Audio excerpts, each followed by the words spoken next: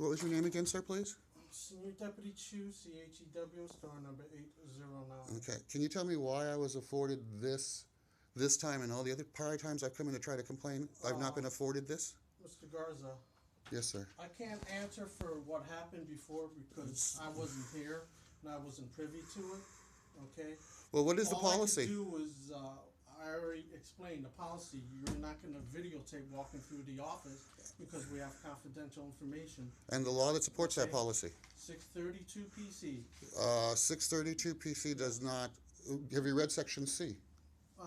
What contains what constitutes a confidential? Sit here and debate this with you. Neither am I. I'm going to tell you what the facts are, sir. Sir, do you want to talk about your complaint? Yes, and I also want to talk about why I wasn't allowed to complain priorly. I'm not That's okay, sir. It's on video. Thank you. Okay. I'm still going to ask the right question, sir, regardless. Okay, today's date is Tuesday. It's January 12th, 2016. The time now is approximately 11:08 hours. I'm Senior Deputy Chu, CHEW, star number 809. We are at 25 Van Ness, Suite 350 in the Internal Affairs interview room, and I am an investigator with the Sheriff's Department Internal Affairs Unit. And we are interviewing, could I get your full name, sir? Jason Grant Garza. Could you spell your last name for me? Garza. And your date of birth, sir? 1960. Month and date? I'll have to tell you that off the video. Why? I don't want it on video. Okay, that's up to you. And Mr. Garza, you wrote in your complaint that on August 28th, 2015, you were arrested by Sheriff's Deputy at the Tom Waddell Clinic. Is that correct? Yes, sir. I was falsely arrested and falsely imprisoned. Okay. And not read my Miranda rights.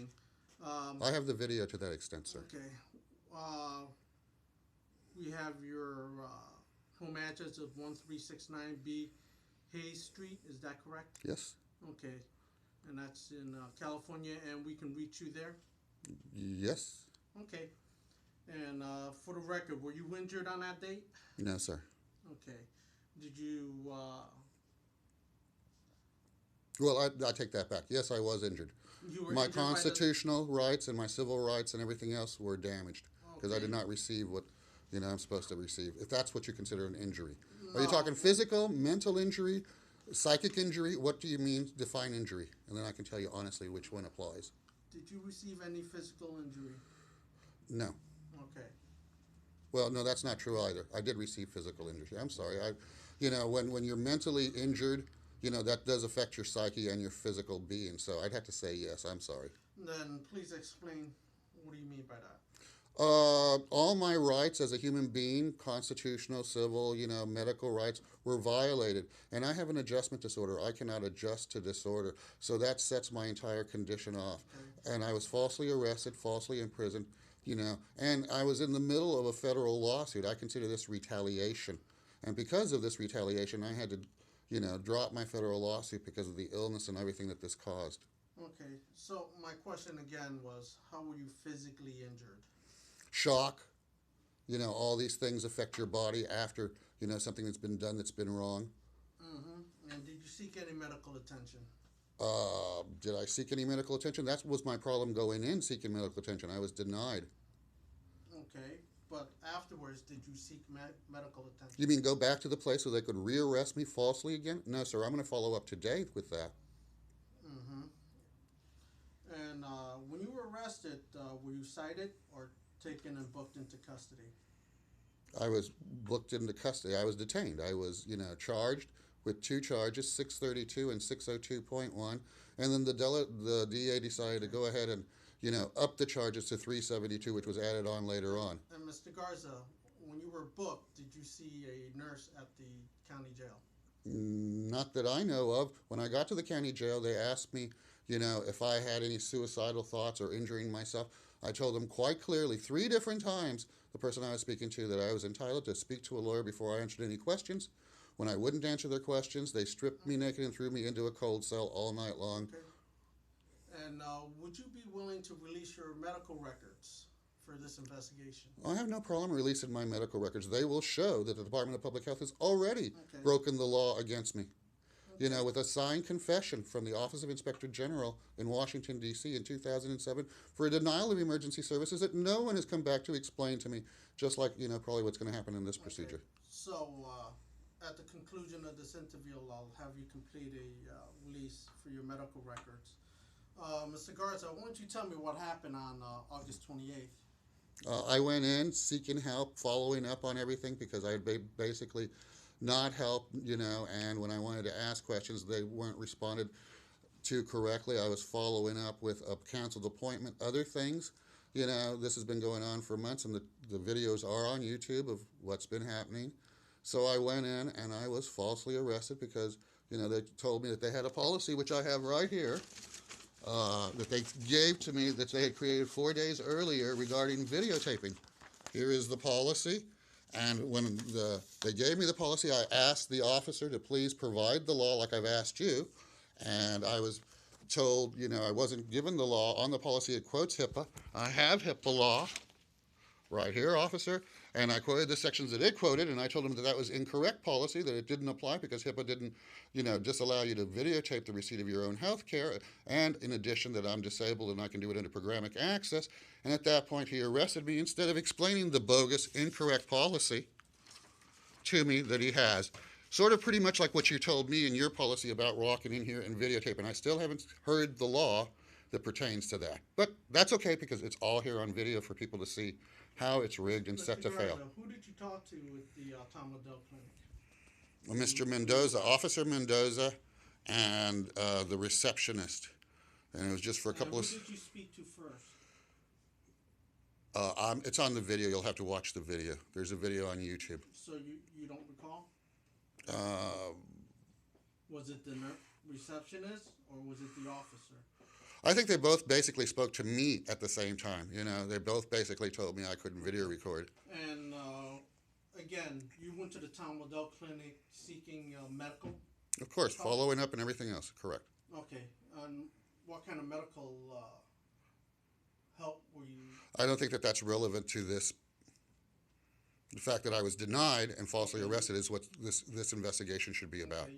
Well, you are going to get my medical records. You can look at that. I'm following up on my medical care or a lack of it thereof. Okay. And what kind of medical care were you seeking? The care that everybody's entitled to, but like I said, I don't want to talk about it. You can look at it on my medical records. Okay. And when they advised you that you couldn't videotape in there, what was your response? I asked them to quote me the law that pertained to the false policy. And what did they tell you? Nothing, of course. They don't have to. You just said they provided you with a document. That's right. And is there a law quoted on there? Advising you that they didn't want you videotaping. Yes, and is there a law quoted on there, sir? And did you comply with their request? You mean for an illegal policy that you know that they wrote? I'm not here to debate if it's legal or illegal. Well, then I'm not here to answer a rigged question like that. Hold on, please. Did you comply with their request? It's a yes or no. Did I comply with their illegal request? No. Okay. Then what happened? I was arrested falsely. Okay. I showed him my HIPAA, and I said, you know, this thing says something about HIPAA, and that's the reason you're quoting it. Did the officer ask you to leave? No, he didn't ask me to leave except once right before he arrested me. Yes, sir. He did ask you to leave once. Before he arrested me. It's on the video. Okay. And I wasn't given a chance to leave. I even told him I would leave if there was a problem. And he did not explain to me the incorrect policy. Is it not his responsibility to make sure that the policies are correct as an officer, that he's enforcing correct law? Mr. Garza, or is he merely just security? Mr. Garza, how many times have you gone to the Tom Liddell Clinic and you had the same results where they wouldn't allow you to videotape? Oh, many years until, you know, probably about 2 years where they were consistently breaking the law. Then after posting videos on YouTube, all of a sudden I was allowed to videotape because it's not illegal. And I was videotaping. So, you know, for many years they were denying me illegally the ability to videotape. And it's on YouTube. And then, I started videotaping. Okay. Next question. And when the officer arrested you, what happened?